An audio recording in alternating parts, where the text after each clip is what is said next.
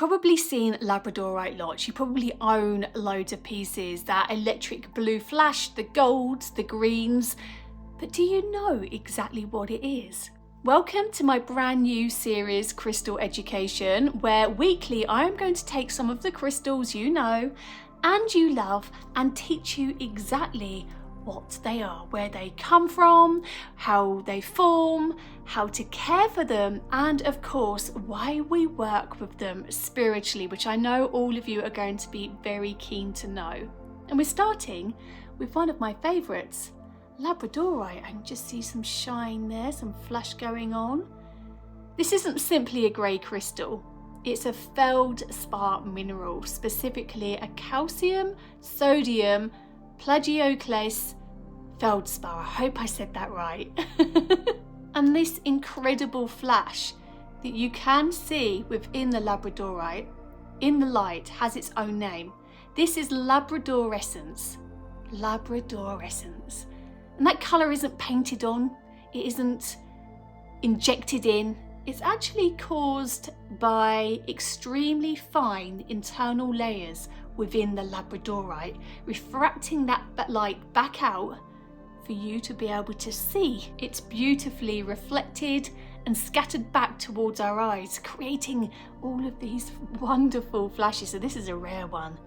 This is a rare one. You can turn a piece of Labradorite slightly and suddenly the colour just seems to disappear. It's so hard to photograph. You can turn it back towards the light and there it is again. It's magical. And of course you can commonly see flashes of blue and gold and yellow and orange, and some exceptional pieces show a much broader spectrum, like our purple piece here. How lucky we are to have this. So where does Labradorite come from? Because its name comes from Labrador in Canada, if you didn't know, where the mineral was scientifically discovered in the 18th century. But Labradorite isn't only found in Canada. No, no, no. Deposits are all over the world. They occur in several places, with Madagascar, I think, being particularly known for the beautiful pieces and a lot of the material used within the crystal trade today. And here's something I really want you to know and to remember when we're learning about crystals. The country a crystal comes from doesn't actually change what the mineral is. Of course, origin can influence the appearance, the characteristic, but Labradorite is Labradorite because of its mineral composition and its structure, not because of the country written on its label. For those science buffs amongst you, on the Mohs hardness scale, Labradorite sits at around 6 to 6.5. And the Mohs scale runs from 1 to 10 and measures a mineral's resistant to scratching and its softness. So talc is at 1, diamond is at 10, so you kind of see where we are. And Labradorite isn't an extremely soft mineral, but neither is it indestructible. The way it forms as well makes it quite susceptible to breakage. A hard knock in the wrong direction and wrong place could cause it to split or chip, revealing all of these layers. And this is particularly important with polished pieces such as jewellery, points and carvings. A question I also often get is, can Labradorite go in water? And this is where crystal education becomes very important, because a quick accidental splash isn't going to destroy your Labradorite.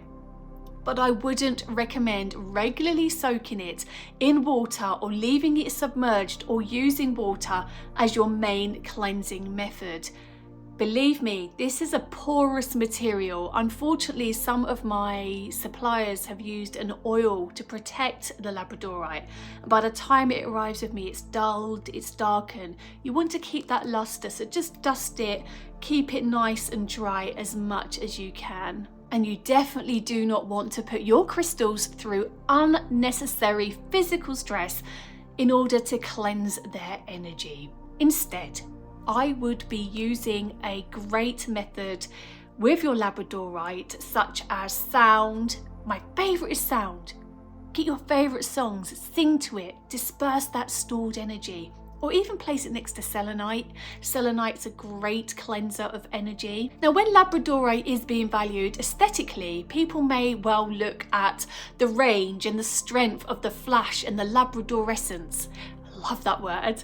But the colours, the clarity, the size, the polish, the pattern, and how much of the surface displays that beautiful optical effect. But please don't assume that a quieter looking piece is somehow spiritually not as effective as some of our flashier friends. The flash is a physical, optical phenomenon. It isn't a measurement of how powerful this wonderful crystal is. So use your intentions, use your intuition, and be drawn to the Labradorite that sings to you the most. So why do we use a Labradorite spiritually in healing? Right, let's get to it. In modern healing traditions, Labradorite has become strongly associated with protection, transformation, raising your intuition, and spiritual awareness. And I particularly love Labradorite. For those of you who work intuitively or spend a lot of time around other people's energy to protect you from absorbing that. So think of this as the crystal that is going to remind you that you can remain open without absorbing everything around you. It can be a really beautiful crystal to hold during your meditation and keep nearby when doing your spiritual work, or carry when you're moving through a period of personal transformation. And because Labradorite itself can look relatively ordinary until the light hits it from the right direction, left or right, wherever, I think it carries a very beautiful symbolic message. Oh my gosh, I love it so much.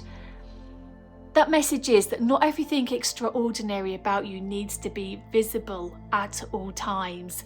Sometimes it simply takes the right light to reveal what was there all along. And let's finish off with some Labradorite quick facts.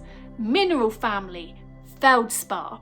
Type, plagioclase feldspar. Moss hardness approximately 6 to 6.5. Famous optical effect, Labradorescence.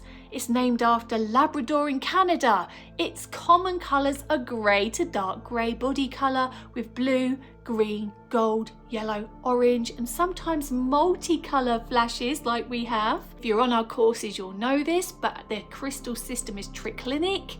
The spiritual associations are protection, intuition, transformation, spiritual awareness. To take care, protect it from harsh chemicals, prolonged soaking, and that's it.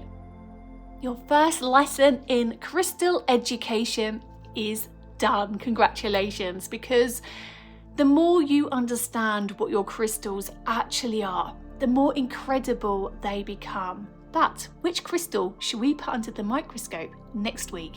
Let me know in the comments which one you would like me to cover. We've started with Labradorite, we've started strong. Ooh, are we getting the flashes there? I'm sending that beautiful energy too. But thank you for watching, and remember, the right crystal will always find you.